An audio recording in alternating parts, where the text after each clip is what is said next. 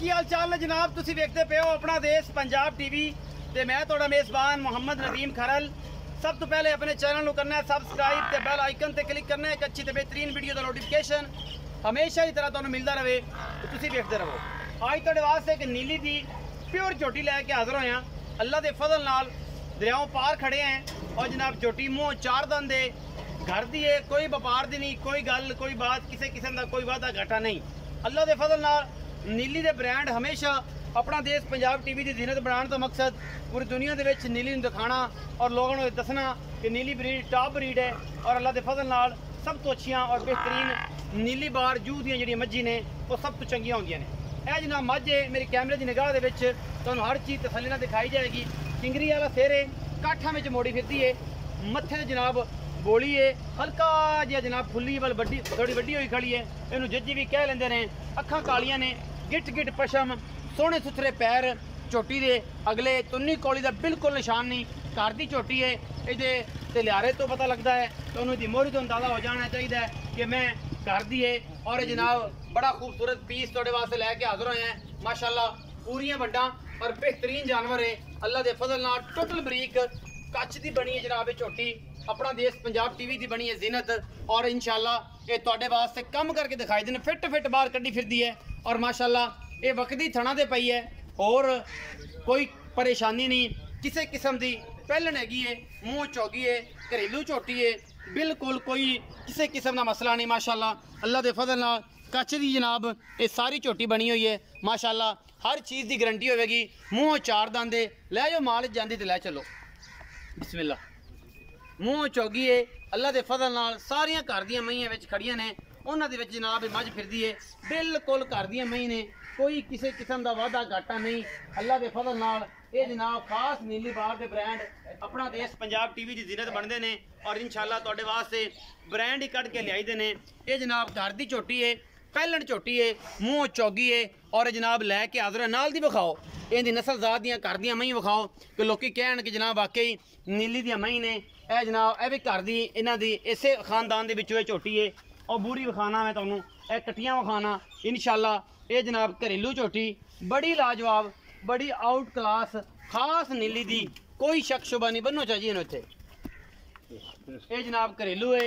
यह जनाब कच्छ दे खिडावने ये होंदे ने सज्जन वेखणगे जिन्होंने पता है नीली दा, एवें कहण नूं फिर गल्लां बड़ियां बन जांदियां ने, मुच्छां बगियां और जनाब बरीक टिशू पेपरां वर्गियां।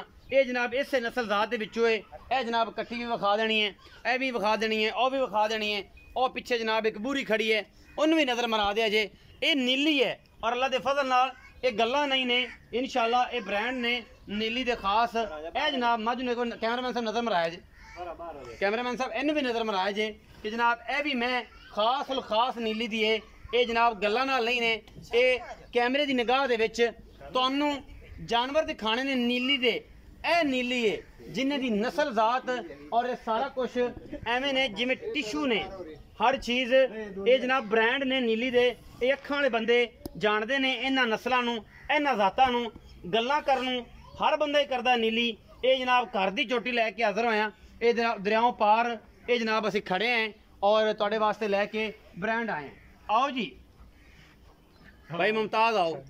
अस्सलाम वालेकुम। वालेकुम अस्सलाम। भाईजान की हाल चाल? अल्लाह दा करम भाई। की ना है? मोहम्मद मुमताज। मोहम्मद मुमताज। हाँ जी भाई मुमताज ये दसो कि जी मई थोड़ियां सारियां खड़ियां ने घर दियां? हाँ जी घर दे। बाहर गए तो नहीं? नहीं व्यापारी पूरी तो नहीं हो? नहीं जितने खड़ियां सारियां घर दियां? घर दे सर। अच्छा भाई मुमताज ये दसो कि नीली दी खास है खास नहीं ए झोटियां? हाँ जी बिल्कुल। ये भी कर दियां ने कटियां सारियां। ए सारियां ए झोटी चीन वाली, ये भी घर दे, ए बुरी ये भी कर दी।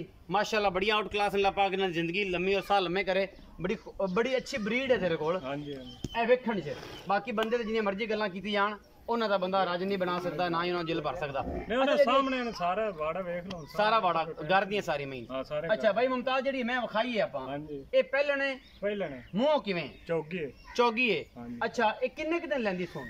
ये 10 दिन ले जस 10 दिन अजे लै जासी। बाकी हर शय दी गारंटी हर शहर थान पास करा सी। कर लो पास। की मोहब्बत प्यार वाला मुੱਲ है जनाब इस झोटी दा? इन्हें 3,20,000। 3,20,000 रुपया। हाँ जी। ਇਹਦੇ ਵਿੱਚੋਂ ਕੋਈ ਲਾਡ ਪਿਆਰ ਵੀ ਹੋਣਾ? थोड़ा बहुत हो जस थोड़ा बहुत कसो हाँ जी। प्यारों बहुत हो जाएगा। बिल्कुल हो जाएगा। ये जी 3,20,000 रुपये करता है खास नीली दी मई चो।